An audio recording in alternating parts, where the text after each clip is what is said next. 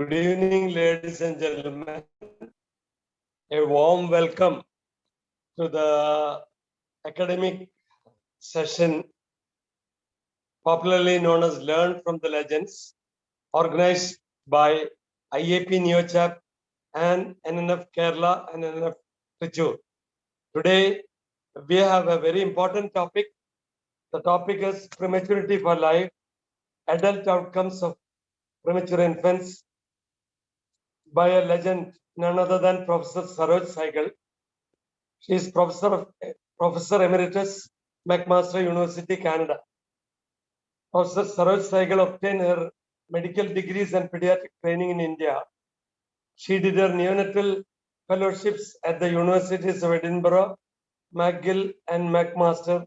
Joined the pediatric faculty at McMaster University Division of Neonatal Perinatal Medicine as a neonatologist in the Open Neonatal Tertiary Care Unit in 1973. The detailed introduction will be done by Dr. Manoj shortly. And we have a good, eminent team of neonatologists from India to moderate the session. They are Dr. Himabindu Singh, Professor of Pediatrics, Department of Neonatology and Pediatrics, Institute of Child Health, Osmania Medical College, Hyderabad, Telangana, and Dr. Nandini Nagar, Consultant Neonatologist and Pediatrician, Cloud9 Hospital, J Nagar, Bangalore. So I welcome each and every one of you to an academic feast and hand over to Dr. Manoj for further proceedings. Thank you.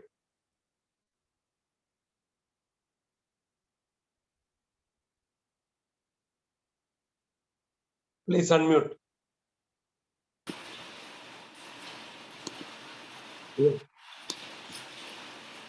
Hello everyone, welcome. I have the great honor to introduce the legend we all look forward to, Professor Saroj Saigal. She is the one responsible for the very famous follow-up that we all know of. Dr. Saigal and her colleagues have followed up one of the population-based cohorts of extremely low birth weight infants longitudinally from infancy into adulthood, and she has published extensively on the same. She was the principal investigator and the co-investigator for the various follow-up studies on mental health and cardiovascular and metabolic sequelae of the same cohort in their 30s. Just imagine. These studies have generated several important publications on one of the oldest in age cohort of extremely premature infants from all around the world. She is also the co-founder with Professor Iro Kajandi of the Adults Born Preterm International Collaboration, APIC. We have all heard of this, a network that facilitates collaboration and sharing of data with investigators interested in the long-term health and disease of this vulnerable condition, population.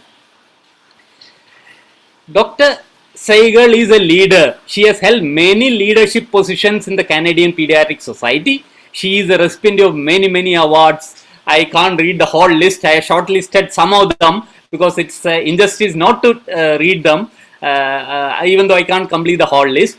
The Senior Scientist Career Award from the Canadian Institute of Health Research 2000 to 2005, Canadian Pediatric Society's prestigious Distinguished Neonatologist Award, the Society's highest award for neonatology in 2005, the Landmark Award from the Section of Perinatal Pediatrics of American Academy of Pediatrics 2009, the Douglas K. Richardson Award from the American Society of Pediatric Research 2011 for a lifetime achievement as a clinical investigator who has made substantial contributions to the perinatal and pediatric healthcare research.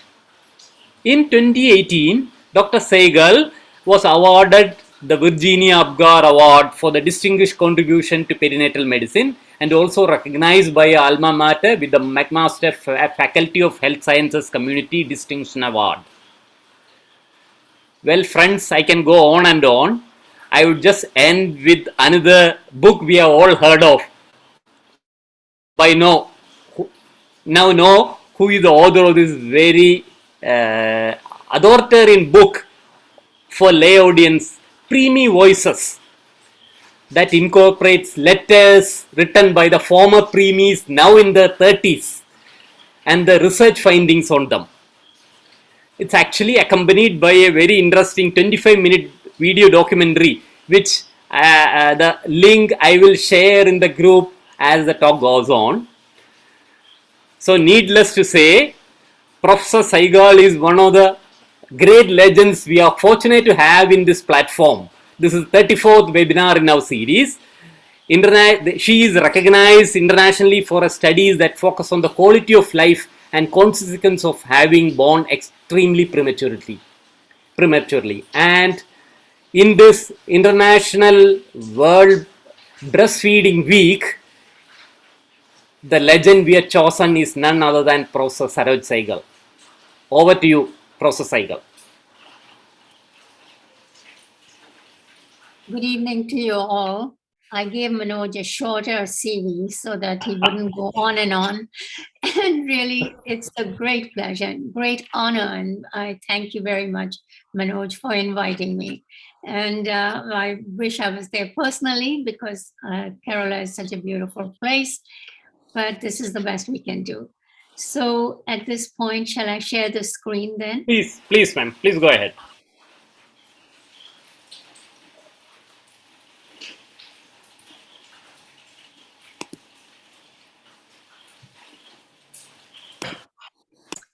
Okay, so I will be talking about the lifetime perspectives of former very premature and extremely premature infants from infancy to adulthood. And I have nothing to disclose. And so the objectives are to present the outcome longitudinally, as Manoj emphasized, from infancy to adulthood in the same cohort, and to elaborate on a broad range of outcomes at adulthood from the McMaster studies, but also I want to add from the world literature. And I will review why some children do well and some not. And there's continuity and change over time. And there's role of biological and environmental factors in the recovery. And obviously these are older children, so the implications for current survivors is important. So there's a huge problem with global burden of prematurity. And every year, about 15 million premature babies are born per year. And these comprise 11% of all births. And 1 million children die due to prematurity. And the birth rate of preterm births obviously ranges from 5% to 18% in Europe to 18% or even more in Africa and Asia. And the countries with the greatest number of premature births are India and China.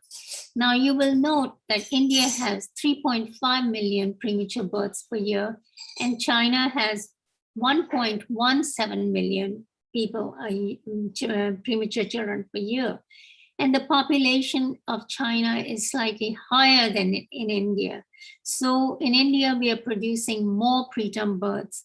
And so we need to really step up and see what we can do to prevent so many preterm births. And of course, the rates of extremely preterm and very preterm are low, but the mortality and is high and the survival rate is the lowest.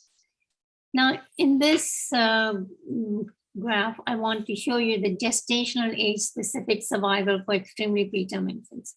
So if you look at 22 to 23 weeks, there's a huge variation. Look, incredible variation in the proportion of infants who survive.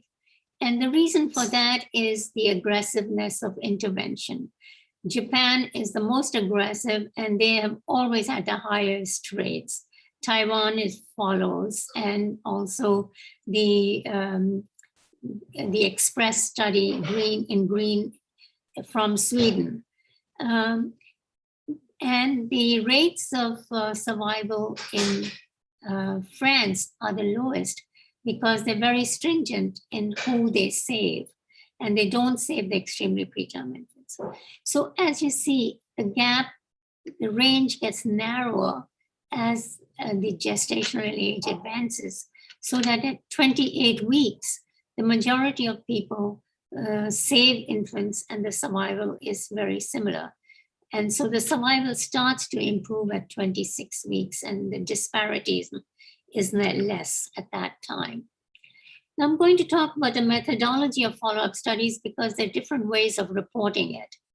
Cohort studies are the most common way, and the advantages are that you get detailed assessments on whatever aspect the investigator is interested in.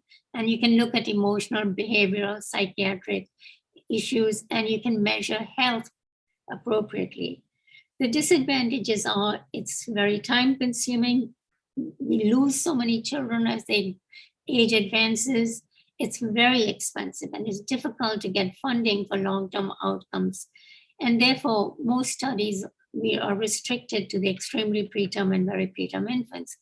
But because, as I mentioned, the survival rate is so low in these, the birth rate is so low in these infants, then it takes a long time to accumulate an adequate sample, and the sample sizes tend to be much smaller. And population-based studies reduce the selection bias. And we were one of the first to do the population-based studies at McMaster, and therefore our children are the oldest in the world because they were recruited the earliest. Then the Epicure from the UK, EpiPage from France, Victorian from Australia, New Zealand, and Europe. There are now several centers that have studies at adulthood, and they're all reaching 20 to 30 years of age. Now, this is very interesting. The Scandinavian studies, what they do is every single birth, they record everything from birth to death. Their illnesses, their graduation rates, their employments, their marriage, divorces, illnesses, psychiatric problems, everything is recorded from birth to death. So it's all in the computer. So they have very large databases. There's minimal losses to follow up because they're all in the computer. And it's non-laborious, cost-effective. And what you can also do is not restrict to small age range, gestational age. You can have a wide age range. You can do 36 weekers, which we don't do because it's so difficult to get money. But the disadvantages are that, it's obviously data entered by people and you don't know the severity of disabilities, like cerebral palsy can be ambulatory or in a wheelchair. The functional aspects, emotional aspects are not there. And data on less than 26 weeks is sparse because in Europe, they have only recently started to resuscitate infants who are very premature. But we cannot do this in North America because the stringent confidentiality regulations. So now you can say, how long do we follow premature infants? The short-term follow-up initially used to be less than 3 years, but now we go preschool, school age. The longer terms are adolescence and adulthood. And obviously everyone cannot do these studies because it needs a lot of financing. And as I said, it's difficult to get financing. So now that everybody's done to adulthood, should we go to middle age or old age? Of course, we'll have to get younger investigators because people like me will be dead when these people reach middle age and old age. So do our responsibilities end? Where do they end? Do we do cradle to death? And I believe so. People have to continue to do this. So we've studied infants from toddler, school age, teenage, young adult, and adulthood, and we published several longitudinal studies. So at 3 years, and I'm giving you a brief overview because I want to focus more on adult outcomes. So the early years, the development of premature infants is usually delayed, even if you correct for prematurity. And 6 to 10% or higher, depending on the country, are diagnosed with neurological problems, cerebral palsy being the most common. There's delay in language skills are really delayed in premature infants, but they do improve with remedial assistance. And some children present with behavioral problems. Now, most children should catch up in the future, and particularly between 3 and 5, we've noticed incredible catch up. If we look at age 8 years, premature children have lower IQs compared to full term, and it's really important to get a comparison group. If you don't have a comparison group, you don't know how relative the rates of low IQ are.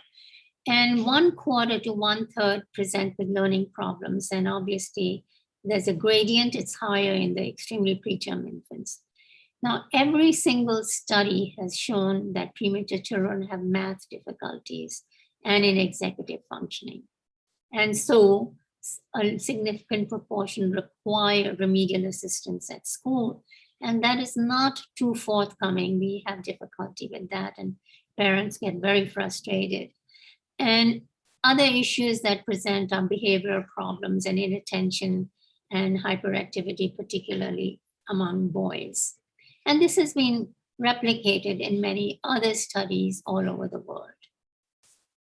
If we look at age 15 and adolescence, so what happens? The lower IQ and learning problems continue, and they have very high rates of learning disabilities.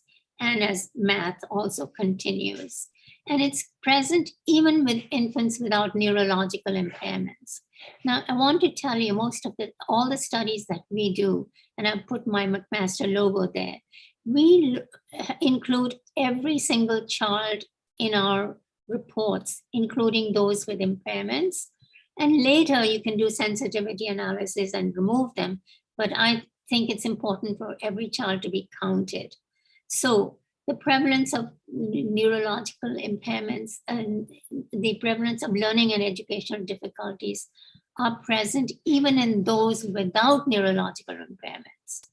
And if you do economic analyses, in neonatal intensive care is known to be very expensive, but the next expensive part is the costs associated with supporting the education of premature infants. So if we move to 24 years of age, now earlier we were doing all these laboratory tests of IQs and speech and language and motor, etc. So at adulthood, I decided to do something different. What I wanted to see and what parents want to know is, will my child be independent, or will I be looking after my child for the rest of their life? So of course, I don't know anything about adulthood. And so I reviewed a lot of sociological literature. And it seems as if successful transition to adulthood includes these criteria: completing education, working full-time, and gaining financial independence, living independently from the parental home, which in North America is very important, but in India, we all stay in the parents' home. So getting married and having a child. And this Time magazine reported that adulthood is delayed all over the world. Now, I always say, at your age, when I was 22, I had done my medical education, and here it's now 26 to 27 years of age. And getting married is also getting delayed. So it's a worldwide phenomenon that what happens in the 50s, 60s, and 70s, it happens much later now. But it happens. And currently in North America, they consider these three very important, which is, I'm thankful. Getting married and having a child may not be on their agenda on everyone. So the summary, I'll tell you, at young adulthood between 20 to 24 years of age. So look, we had a sample of 166. This was the largest sample in the world, but it's a very small sample. So we were able to follow 90% of these children at 24 years of age. and 92% of the controls, which is really amazing. We didn't expect that. So what we found after all I've told you about all their problems, their cerebral palsy, their learning difficulties, behavioral problems, we expected that there would be a big difference between the premature and the comparison group of controls which were matched earlier. But what to our surprise, we found that they were functioning at the same level as the normal birth weight participants in all these criteria, statistically. So there were no statistical differences, but they were a bit lower. And there were some qualitative differences. And there was evidence of emerging psychopathology, particularly in females. So the problem is when you look, you find things. So if you look at more detailed assessments, you will find things. Otherwise, you can sit and say, oh, they're doing very well. But it's also important to see how they continue at adulthood and beyond. So again, we were very fortunate to get funding, and we looked at them in their 30s. And again, let me tell you about the evolution of assessment measures. In childhood, we were focusing on cognition, school achievement, and behavior. At adolescence, we were looking at broader accomplishments, self-perception, mental health, and quality of life. Now, at mature adulthood, it's amazing that at the same time that you're looking after newborns, we're talking about the aging premature infant. And so we were looking at cardiometabolic sequelae, psychiatric problems, and even reproduction. I mean, we have tiny babies, and we're talking about reproduction. So if we look at education and employment in this age group, again, to our amazement, there were no differences in the years of education between the two groups. And again, this includes all children, including those with disabilities. Employment in the last year was lower, 80 versus 91%. But the key difference was that the total personal income is nearly half of what it is for normal birth weight, 26,000 versus 46,000. And total household income, 54,000 versus 78,000. And these differences remained even after exclusion of those with neurological impairments. So even if the neurological children with I keep calling them children, adults with neurological impairments were also able to participate. So the Scandinavian studies now, which has very large numbers, have shown the same things, and I'm so glad that they can replicate that. Preterm birth was associated with a stepwise increase in disability and decreased chances of completing university and net lower income. And the greatest impact is on the smallest infants. However, despite the higher prevalence of disabilities, they reported that a significant proportion of young adults had completed high school education and were functioning well in society. And as a group, they contributed more to income tax than they received in benefits. So Europe and Canada, and I guess even the UK and Australia, they have socialized medicine and socialized support so that those with difficulties will get benefits, but they were contributing to income tax as well.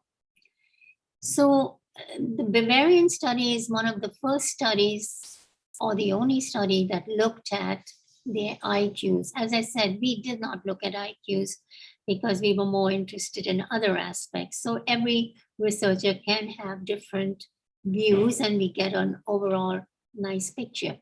So the IQ in this Bavarian cohort, and they had 217 children, there was 0.9 to 1.27 lower, and executive function was also lower.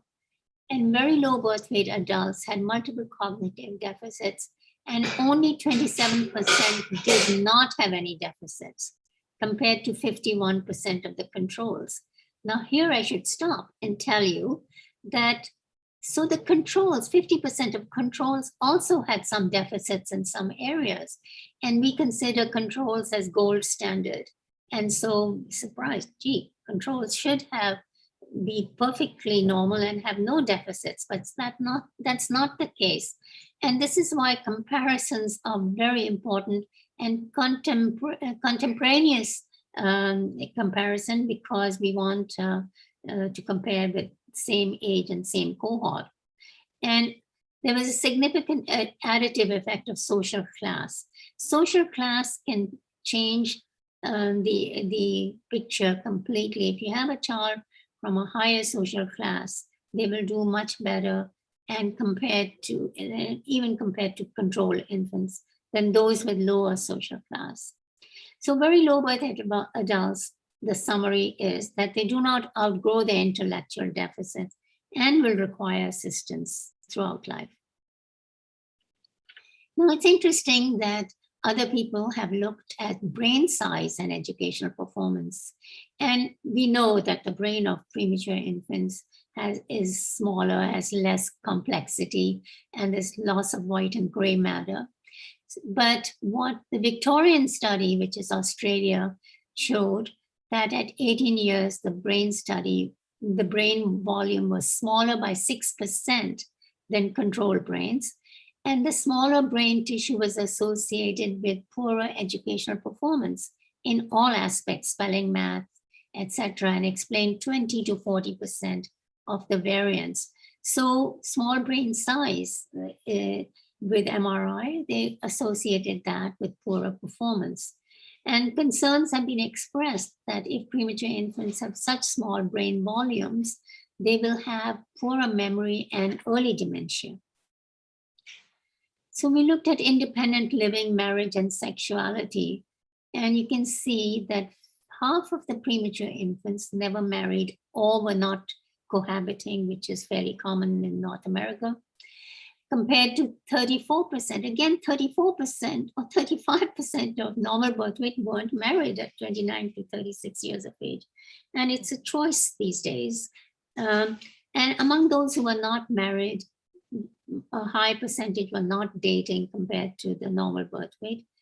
But interestingly, 1 in 5 premature infants had never experienced sexual intercourse, compared to 2% of the controls.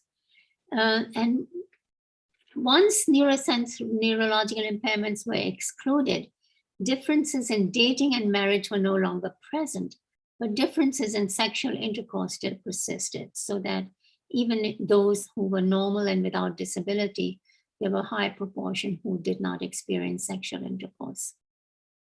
Now, this is a Helsinki study, and they also reported the same. This is Finnish study, reported that 1.75-fold more likely to live in parental home, less likely to have cohabited, and males and females were more likely not to experience sexual intercourse.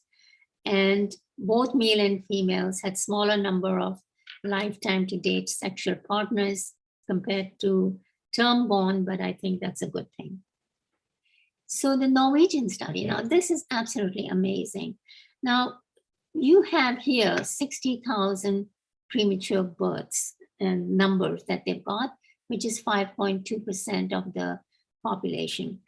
That's the prematurity rate there. So what they wanted to look at reproduction in the premature group.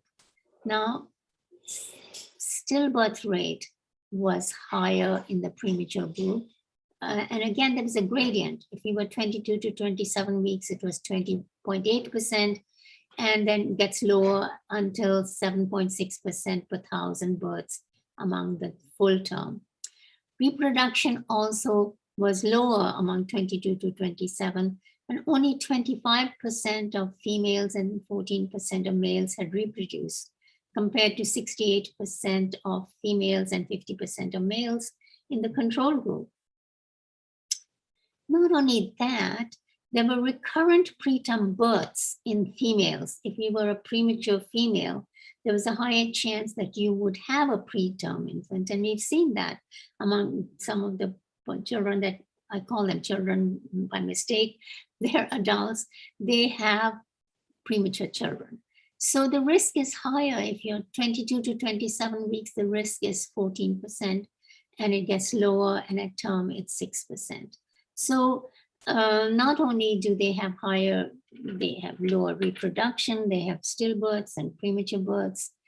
And several studies have reported fewer subsequent pregnancies in women after preterm birth. That is the mothers of these children, that once they've had a premature birth, they're unlikely to have too many other children or not at all. And the Finnish study with 10,000 very preterm births have shown fewer subsequent children. And it's a poignant reflection of the broad impact of prematurity. And they used an emotive term, the missing siblings. That means the premature group did not have siblings or had very few siblings. So together with infertility, stillbirth, and premature births among the prematurely born women, there's the impact on the total family dynamics, which is significant. So if we look at growth, health, and cardiometabolic sequelae, as Manoj said, we've looked at every which way on these children. So I published this in a long time ago, up to 24 years of age. And you have males and females here, and weight, height, and BMI. And you can see now in the old days, they lost a lot of weight because of nutrition was not so good. But then they started gaining weight, and at adolescence, between 8 years and adolescence and adulthood, they gained quite rapidly. There was still a difference, but they made up for it, and similar pattern in males and females. The height as well. And in the end, the height is smaller in both males and females, but the BMI was similar. So if we look at the measurements at 36 years of age, and you can see mean difference in height was 6 centimeters, and mean difference in weight was 5.6 centimeters compared to controls. And the BMI was normal, the same, I mean.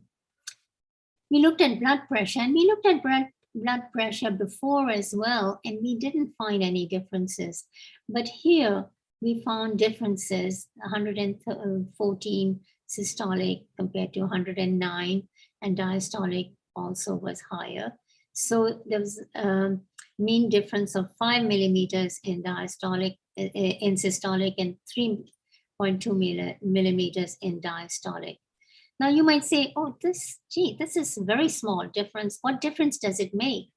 But it has been shown in many studies that a 5 millimeter increase in systolic blood pressure is associated with a 34% increase in mortality due to stroke.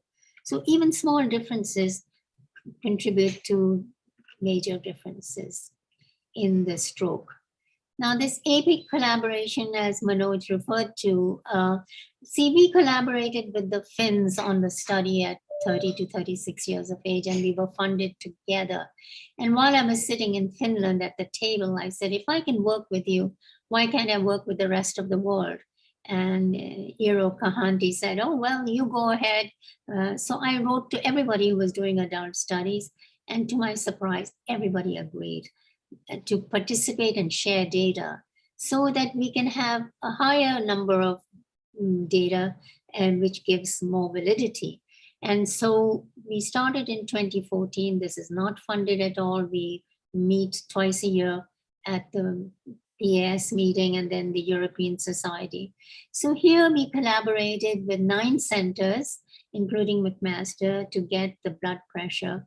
And so this is published, and you can see that we now have a higher number of there's about 1,500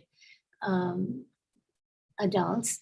And again, the difference in mean difference in blood pressure is 3.4 systolic and 2.4 diastolic, with women having greater difference.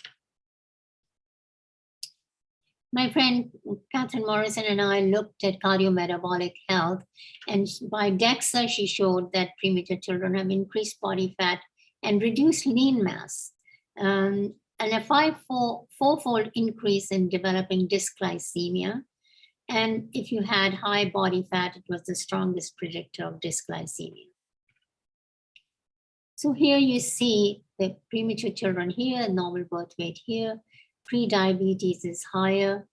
Type 2 diabetes is higher, but not statistically significant. but dysglycemia was very significantly different from that of normal birth weight. And had we not looked at this, we would never have known.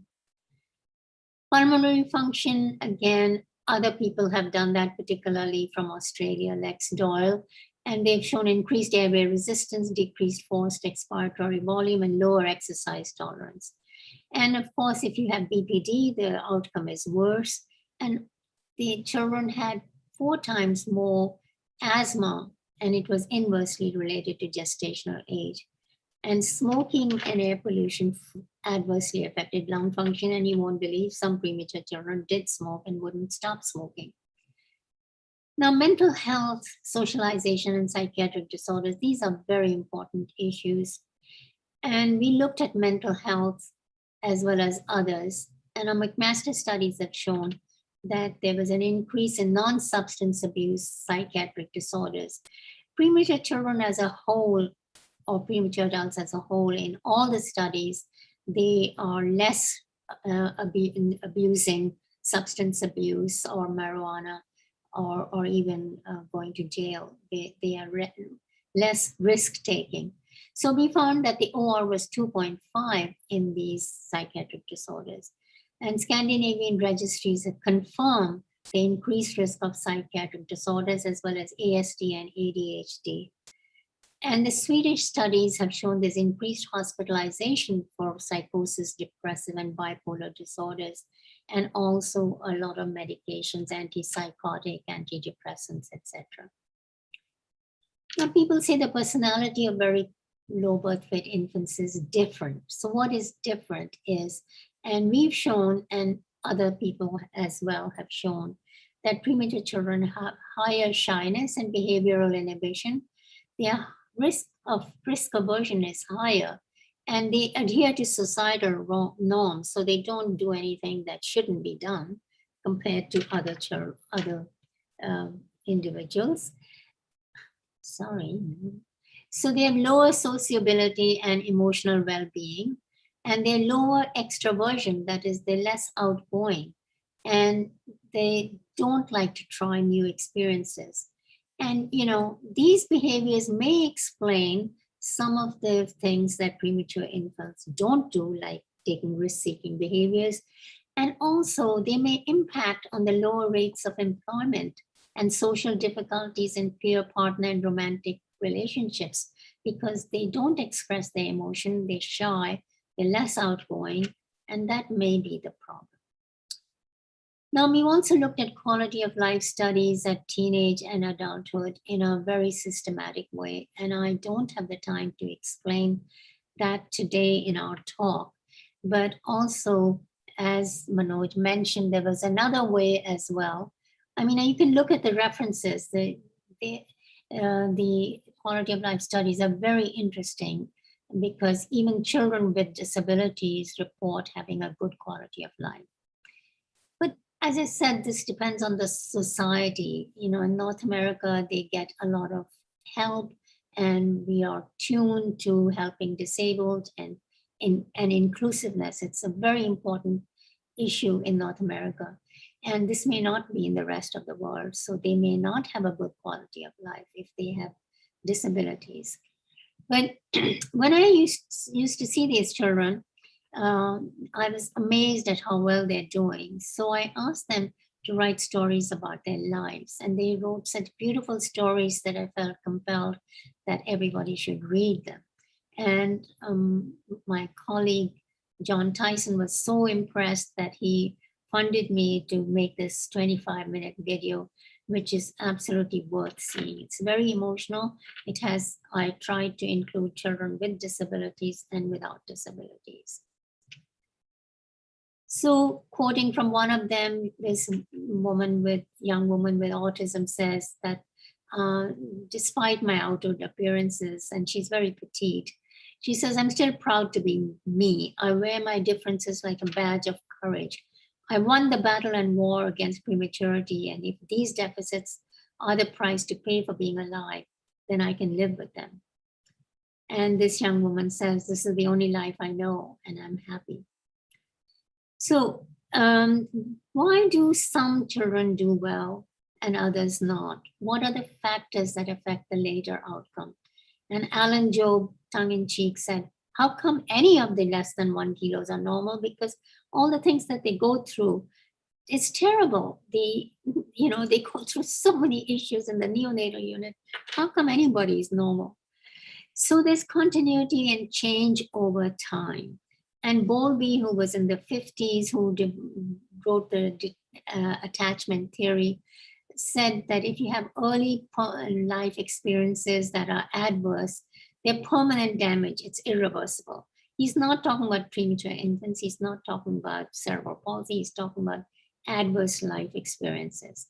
But Werner and Smith, who looked at children in Kauai, reported that these are, again, children not with disabilities, but those who were social deprivation and economic deprivation, that if they had these adverse experiences in infancy, and if the subsequent environment was good, then they could recover. And there are certain protective processes. If you have a good mentor or a teacher or a neighbor, they can change life's trajectories from risk to adaptation. So there's plasticity, resilience, and recovery. And what is plasticity? The human brain development is fortunately very slow. And so with these good experiences, you can override the adverse effects. And so there's neuroplasticity, which is the capacity of the brain to rewire, and neurogenesis, which is to create new neurons and connections, and these go throughout life. But plasticity critically depends on the environment in which the child is raised. This is Samaroff and Chandler, who did very good studies.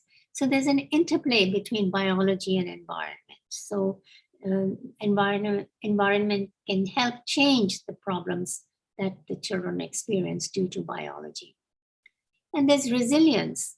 And resilience means that you don't eliminate the risk, but the end product allows you to deal with the adverse conditions effectively. And so you're resilient. And people always say premature children are resilient. But resilience is not easy to come by. It's a hard thing, but they do achieve that. And sometimes they achieve it even more than non-deprived individuals.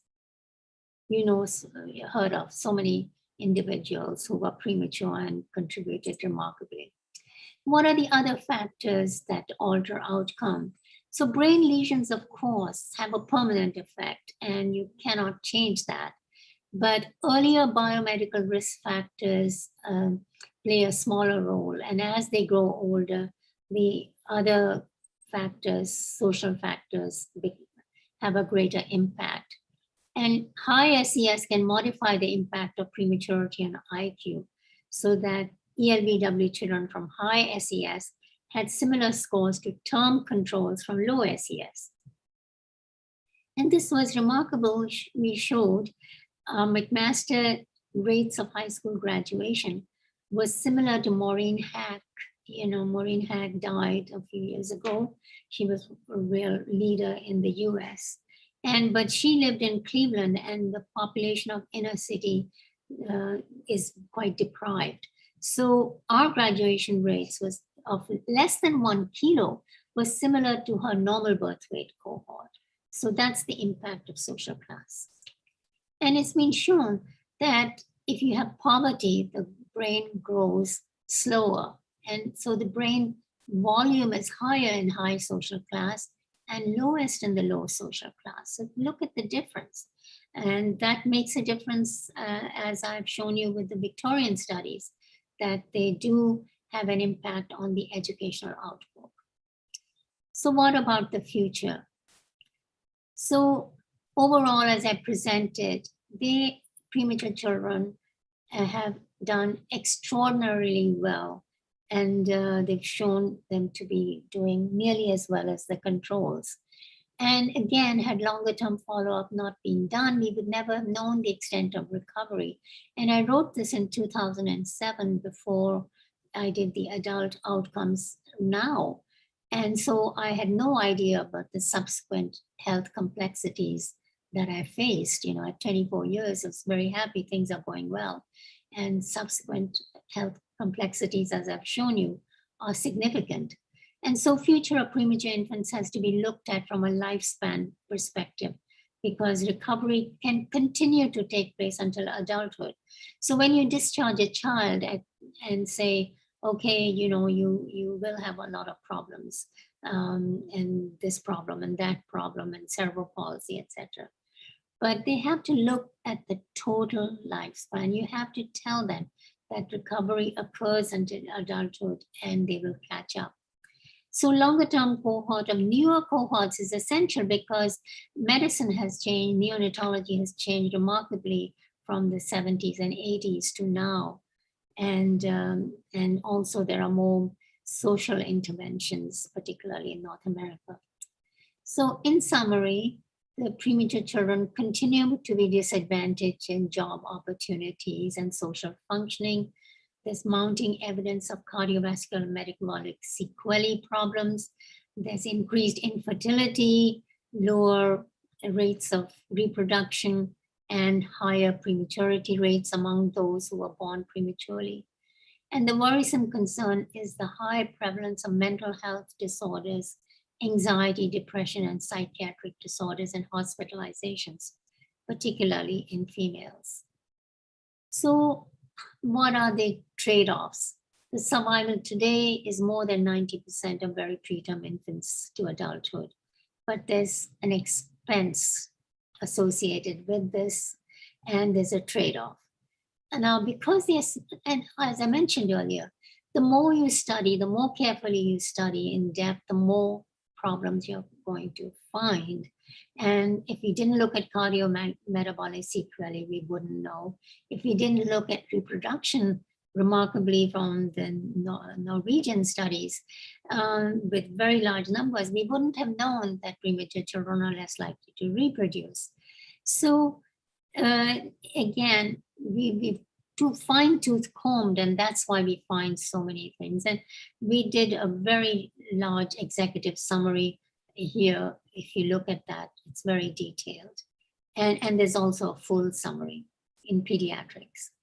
So even a modest increase of 10 to 20% in chronic conditions can translate to substantial public health expense, as well as individual and societal burdens. And I haven't shown you, but there's also evidence of premature aging. Their appearance is older, and their brain maturation is such that it's older. And the Scandinavian studies have shown premature adult mortality as well, although they have not, they're still young, so they have to follow through to get the exact figures. So what are the implications for current survivors? Well, the current survivors have so much better technology, better nutrition, gentle care, pain management. And despite remarkable survival of more and more immature infants, the morbidity hasn't increased. We would have expected, saving 22 to 23 infants, that the morbidity would have increased, but it hasn't. And the functional impairments in most of the children is milder than the children from my era. And since the 1990s, the rate of cerebral palsy has declined in the Western world. So the long-term outcome, I hope, is likely to be better or not too different. But unfortunately, some disabilities will persist. And I know in India, Santosh Bhargava has also worked on adult outcomes of premature infants with Barker, who subsequently died. But again, that's interesting, and they're also showing cardiometabolic sequelae. So final take-home message is that extremely preterm infants show amazing resilience, is the word being used, and despite disabilities, many are functioning well, and we should be, as health professionals, circumspect in not too far early prognostication. There are people who tell children who are being discharged, who had some brain injury, oh, they'll never walk and talk again. It's not to be done. You have to help families look at the positive side. So to reiterate, the negative effects of extreme prematurity are observed in a small subgroup, and are not uniformly deleterious. Some with disabilities are mild and some are severe, but it's not uniformly deleterious. Most former premature adults seem to enjoy a healthy and fulfilling life. And again, I'm talking about North America and Europe. And this message must not be lost. I usually say that in my presentations, but Neil Marlowe put it in one of his papers. So thank you for your attention. And I have to acknowledge the immense gratitude of the premature normal birth rate who followed me for 4 decades. And we are still working now on children in the adults in their 40s. And that'll take a few years to be published. And this work would not have been possible without my collaborators, mentors, research staff, and the funding agencies. And this young woman who's now got a new baby, she says, how do you say thank you for life? And here I end. Thank you very much for your attention. So. Yeah, that was amazing, madam. Dr. Manoj? Please Can take I- over. Please take over, ma'am. Yeah. That was really awesome and amazing, Professor Dr. Saroj Saigalji. In fact, that long-term outcome, very few people can do such a long cohort. You have done, followed up these babies for such a long time. And it's really... I want to tell you, I didn't plan on doing this. It just happened that at every age I would say, I wonder what they're doing at adolescence. I wonder what they're doing at adulthood. I never planned ever that I would do all this long-term follow-up. So it's just circumstances. Yeah, it's really, really amazing because the curiosity you had to follow up those babies, that is really appreciable.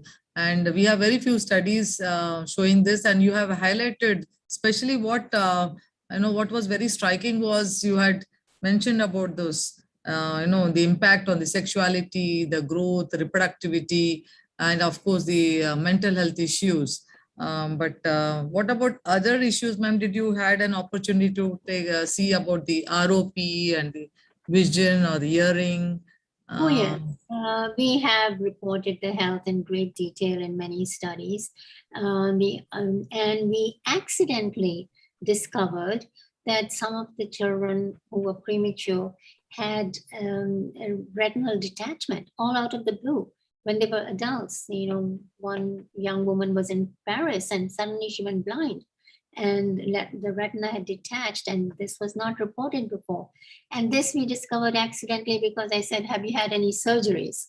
And so we have published on their general health, and they do require more medication, the more hospitalizations, and in every aspect, the asthma, the BPD, and psychiatric problems. So the number of medications they use is also higher. So we've reported the general health. As I said, we've reported every function that we could think of. Exercise tolerance, their activities, we've reported on that, which is lower as well. Yeah, actually, I'm a professor of neonatology at Nilofer Hospital, which is in Hyderabad in India.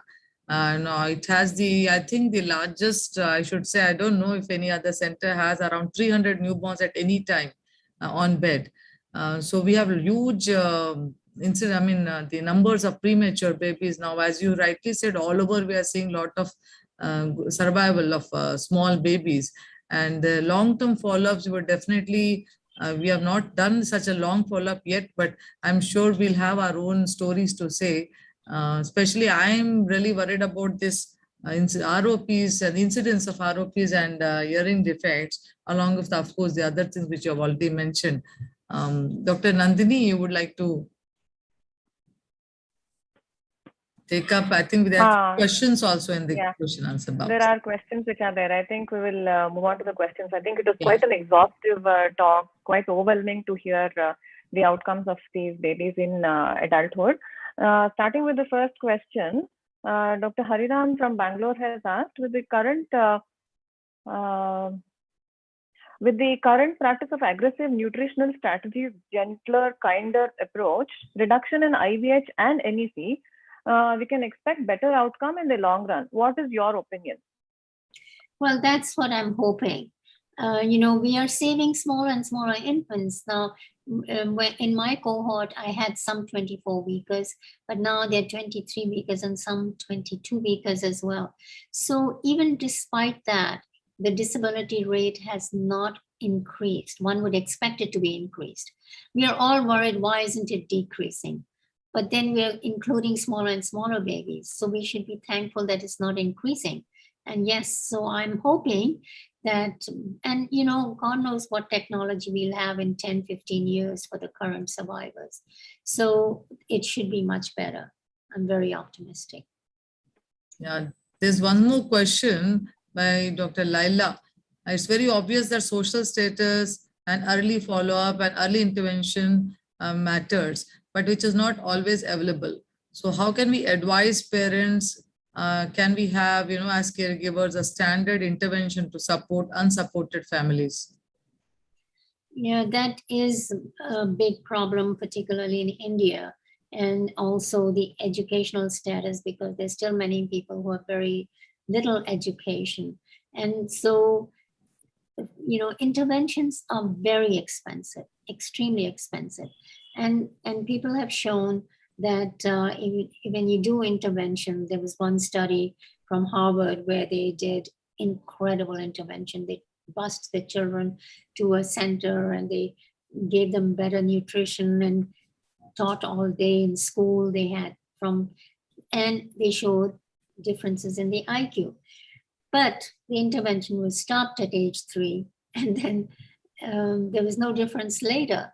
So intervention has to continue. What parents have to know is they can help the parents. You know, you can give them some written instructions on how to stimulate the children, how to talk to them, how to do for motor assessment, tummy time when they're infants. You know, we give handouts to these in children, the parents for the new, I still do follow up of until 3 years of age for all the preemies and those with high risk. So we give them some written instructions, and there are, of course, in Canada and other places, intervention programs where they will go to the house and during the COVID, you know, it was still by Zoom. Yeah. They were still getting some attention. I've been seeing patients mainly by Zoom. So you can help by talking to them, encouraging them. It's very important. You don't discharge patients and say your child had grade 4 hemorrhage. So as I said, people say he'll never talk or walk. You give some encouragement. And we've seen times, so many times when they have very significant impairment, MRI or ultrasound, and they don't do as badly as we expect. And so there's hope, and hope has always to be given to the parents. As we have seen in your presentation, the brain is very still very plastic and resilient. So there is a scope for healing. So I think we need to be positive.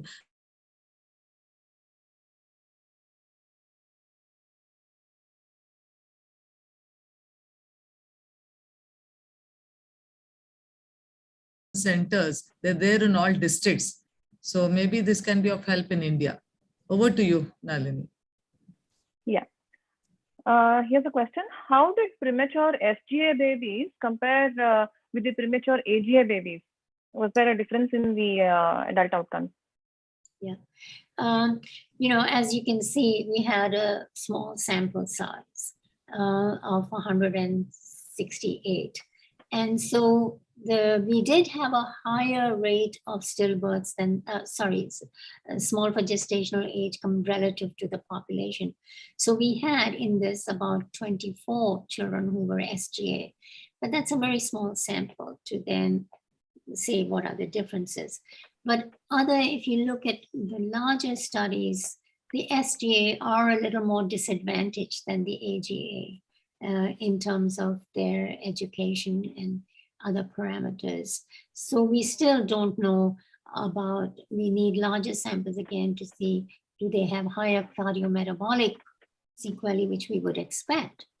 Because again, it's this deprivation and then plenty theory of Barker that, you know, if you give them more, help them to get back to normal birth weight, normal growth parameters, that they're likely to have higher risk. But we haven't been able with our small sample to explain that.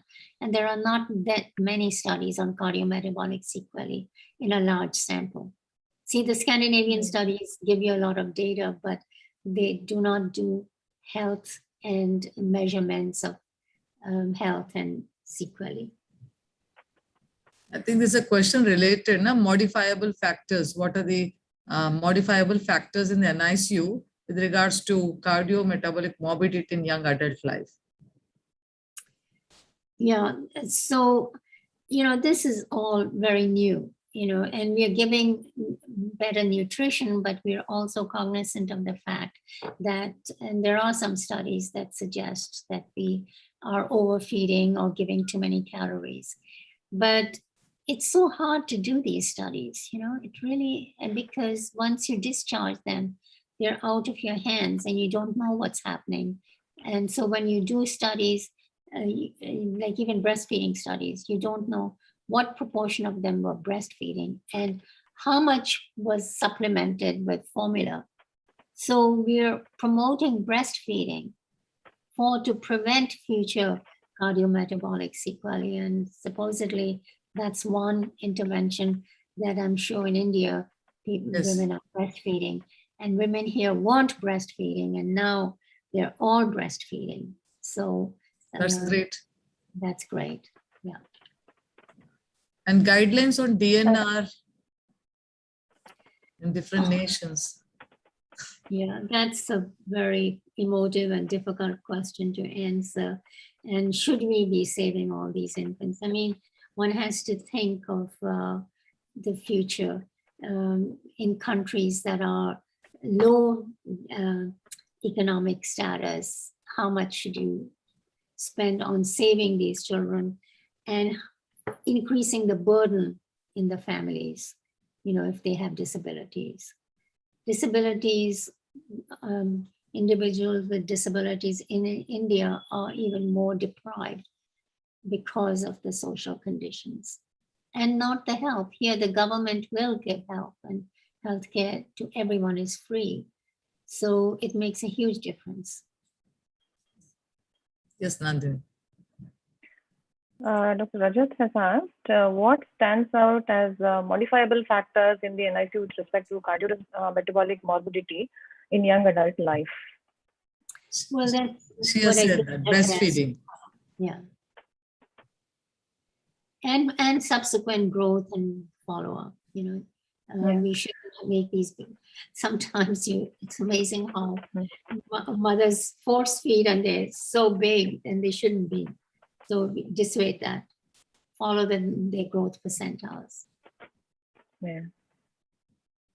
Dr. Divakar, Dr. K. Divakar has asked, you had mentioned about early adult mortality. Will it be possible for you to get information for relation between intervention to manage PDA and adult survival?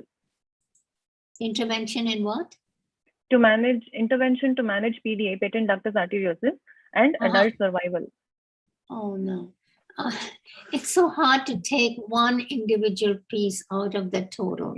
I mean, it's not just the PDA that's making a difference. There's so many other things, the lung function, the brain function. You just can't take one item at a time. And that gives you misrepresentation. Right. All you can say is that if they have PDA, there may be more risks. All I can say. Yes. Is precocious puberty more common among children born preterm? Yes, some studies have shown that there's precocious puberty in these children. But again, how you measure puberty is a very different thing. And, for males, you have to be a little more invasive and measure the testicular size and everything. And so it's a lot of inhibition by people to do these studies because, you don't want to invade too much privacy. But on the whole, premature children are having early puberty. The girls are having their periods at a much younger age, the menstruation at a younger age. And it's difficult in males. So it's still ongoing. I can just say that there's a tendency. So I think there was one question on, do you have any data suggesting role of complementary and alternative medicines helping with the ongoing care of preterms post-discharge and their outcomes? No, I'm afraid I fail in this area. So Dr. Ravi also wanted, can you something more, a little more details about the kind of psychiatric disorders you noticed in your study? Oh, yeah. The psychiatric disorders initially were behavioral problems and anxiety problems. And what we find, a lot of women have anxiety problems, and depression is also showing up. We haven't had any schizophrenia, but in some studies it has been reported, very small incidents. But mainly it's anxiety and depression that these individuals face. And that impacts, if you're depressed, you don't avail of getting jobs and things. So that has an impact, and it has a huge impact on quality of life. And I can tell you that mental illness sometimes is more debilitating than physical illness. Absolutely. Cerebral palsy, you can function much better, but with mental illness, it's very sad. So that mental illness, these have been increasing steadily, in very minimal in teenage, at young adult, we saw it starting increasing, and right now it's increasing quite a bit. And some of our patients have, nobody's committed suicide, but, some of them are really depressed, and I try and stay away from the actual patients, seeing them, because I don't want any biases. So we have researchers who do these studies, but they do phone and say that they are. I think we need to look at confounding factors, other reasons for depression also, and then how do we relate to prematurity? I think this requires a good study protocol. Does the outcome of preterm vary depending on the cause of premature birth? Dr. Manjusha. I can't answer that. Actually, Dr. Manjusha is part of our team. She is copying the questions from the YouTube and posting it here. So she has written the person who is asking there. So that because the YouTube also is being streamed live, there are viewer watchers there as well. Yeah, lovely. So does the outcome of preterm vary? The only people who can answer these questions are the Scandinavian studies, but they don't have all this data. The cause of prematurity, they don't have this data. And you also have to look at genetic factors as well. Now, yesterday I saw a child with ASD, but she had a sibling with ASD, and the former wife had 2 children with ASD. So look at this high family dynamics, So it may not be just the prematurity. This child is destined both by genetics and prematurity. So it's, to look at minutia, it's not possible. Anthony. I think there was one question earlier. Are there established guidelines for health maintenance for preterm babies to have the highest long-term growth and developmental outcome? Dr. Jagjeet Teji has asked. I didn't follow some of that had been covered. Yeah, some of that was I think covered. had been covered already. Yeah. And I think one question, did you look at outcome of extreme preterm babies less than 25, 24 weeks? Did you look at this population? The 24, 25 weeks? Yeah, less than, yes. Yeah, well, in my study, we had fewer. So, but in the other European studies, Scandinavian cohort studies, the linkage studies, there's definite gradient, gradient in everything. Their education, their disabilities, their ability to complete high school, ability to generate income, it's all related. So 23 to 24 weeks and then 25 to 26 weeks. So with the Scandinavian studies, it's so easy to look at this age and compare to that age group, gestational age group, and also you can look over time. You can look at the 1980s or with the 1990s and see if there was any difference. But as I said, they had fewer babies who were very premature because they didn't save them. Europe took a longer time to save premature babies. So yeah, it's you can speculate that it's gradient and everything will be poorer. I think these studies are so important because we all, whether it is India or abroad, we are having our facilities are upgraded. Many of the pediatricians and neonatologists are trained and trying to save babies. So, and a huge number of preterm babies are now out of their NICUs, and they require a good follow-up to see how their lifestyle is, what are the outcomes, how they are doing. That's really sometimes perplexing. You know, we are somehow taking care in the NICU, but what's happening to them? Madam, Professor Saroj Saigal, you really done, I mean, your studies, what you've done long term is really amazing, and we require more number of studies like this to see whether what we are doing in the NICU is enough or not. The follow-up program is very important. The follow-up program, I think, is really important. This Very is important. We educate the parents, you know, for feeding issues, for intervention issues. There are so many issues. Yeah, and then early diagnosis of cerebral palsy and helping them to refer to centers, treatment centers, so that physiotherapy is given. So you kind of improve. You can't eliminate cerebral palsy, but you can improve the outcome. Yeah. Speech therapy, then we have physiotherapy, then detection of problem, behavioral issues, and helping them out at every stage. That is very, I think, a huge work to do for all of us. Over to you, Nandini. How much you want to? Any questions? Yeah, I just would like to mention that in India, probably the long-term follow-up, we do lose quite a lot to follow up because of the expenditure involved. Because in other countries, that might not be much of a factor, but then in India, we do lose quite a bit to follow up. And hence, we may not have the actual numbers. But yes, it would be great if we could do a study like this up to adulthood, which I'm sure nobody can replicate Dr. Saigal's study, especially in India, probably. And yeah, I think we are thankful to have listened to your wonderful talk.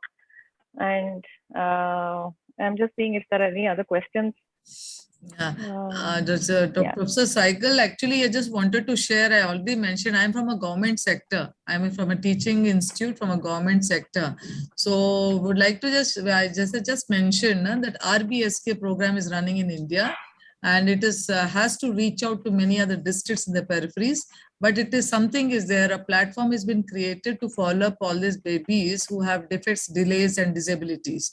So it's all computerized. It's all in the software, and it is possible for us now to have a long-term follow-up of these babies. I think we can also do something like Dr. Professor Saroj, maybe after 10, 15 years, we'll have data, and the data in India will be definitely huge. So we can also share our stories from India. Thank you so much. I think we are end of the questions. Nandini would like to say something.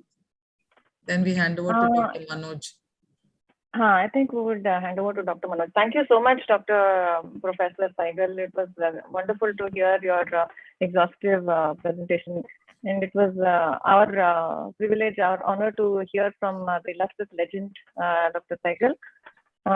Dr. Manoj, you could take over. Yeah, I think I would like to salute Professor Saroj Saigal, being a teacher and researcher myself. It's so difficult to do such long-term cohort studies. Hats off to you for such amazing work. And we are all motivated to do such works as interacting with you. Thank you so much. Thanks for the opportunity, Dr. Manoj. Over to you.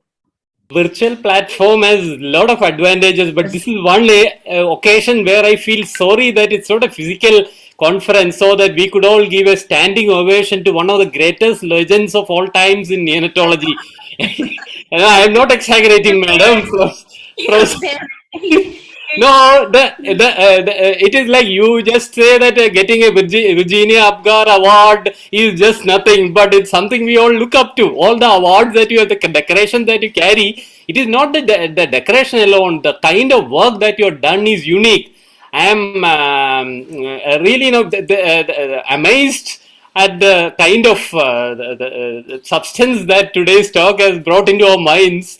Thank you so much. Now, before I hand over to Dr. Vishnu for the official vote of thanks, I would like to thank all the respected delegates from 71 countries who are attending live in Zoom and YouTube, and then going to watch in the next 24 hours in the various time zones.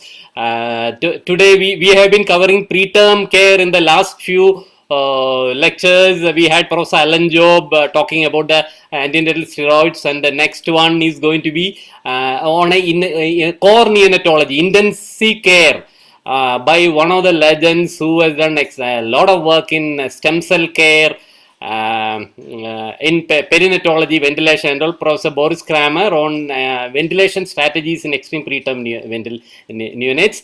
But before I go, I would again like to thank personally Professor Saroj Saigal and invite her personally, God willing, for the grand final of the Learn from the Legend series, tentatively scheduled in first week of March. That is the IAP NeoCon 2022.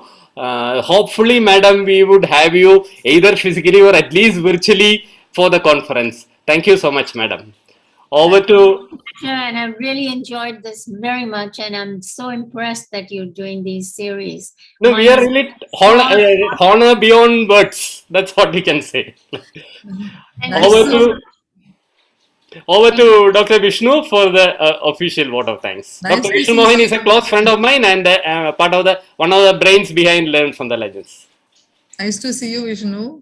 Thanks, Dr. IAP Kerala and Trishur. Doing amazing work. It's a great idea, Dr. Manoj, getting all the legends. I was really wondering how you got connected to all 75 countries and getting all the legends. Yeah, And the registration, we actually have a huge number. I don't want to mention 7,000 registration from so many countries, but that is not because of any of the credit of me or my time. It is because of the kind of legends who actually agree to come to this platform and share their knowledge. That is probably I consider one of the biggest boons of this pandemic. The advantages of this pandemic has showed on us actually. True. Over to Vishnu. Very good evening to all. On behalf of Team IAP Con and NNF Kerala, I would like to thank our legend for the day, Professor Saroj Saigal, Madam, for that wonderful lecture and being with us today. Thank you very much, Madam. And also, I would like to thank our moderators, Professor Dr. Himabindu Singh and Dr. Nandini Nakar, for being with us today. Thank you, madams. And last but not the least, a big thanks to all the delegates from all over the country who have all over the world who have logged on and been with us throughout the series for the past 34 programs. Thank you very much to all for attending our program. And before I wind up, I would like to invite you all for our next webinar on 19th of August by one of the legends himself, Professor Boris Kramer, ventilation strategies in extreme preterm neonates. Thank you all for being with us. Thank you. Thank you. Thank you, Dr. Nandini. Nice seeing you and meeting you virtually. Thank you. Same here, Dr. Himabindu. Thank you, Dr. Nandini, madam, and then Professor Saroj Saigal, madam. Again, thanks a lot. Madam, I invite you to India when you come to Kerala. Please fly over Hyderabad, and you would like to see the biggest neonatology department in the world with 300 newborns here. Not fly over, land in Hyderabad. Land. Well, you enjoy the hospitality in the Hyderabad biryani also and the pearls. Yes, I would miss that right now. Shall we close the session? Welcome to Bangalore as well. Yes. Yes. All over, everybody wants to welcome you, ma'am. Thank you, madam. Thank you. Thank you so much. Thank you. Bye-bye. Thank you. Good night. Bye-bye. Bye. Bye. Good night, good day, whatever is your time of the day. Bye-bye. And good morning, madam.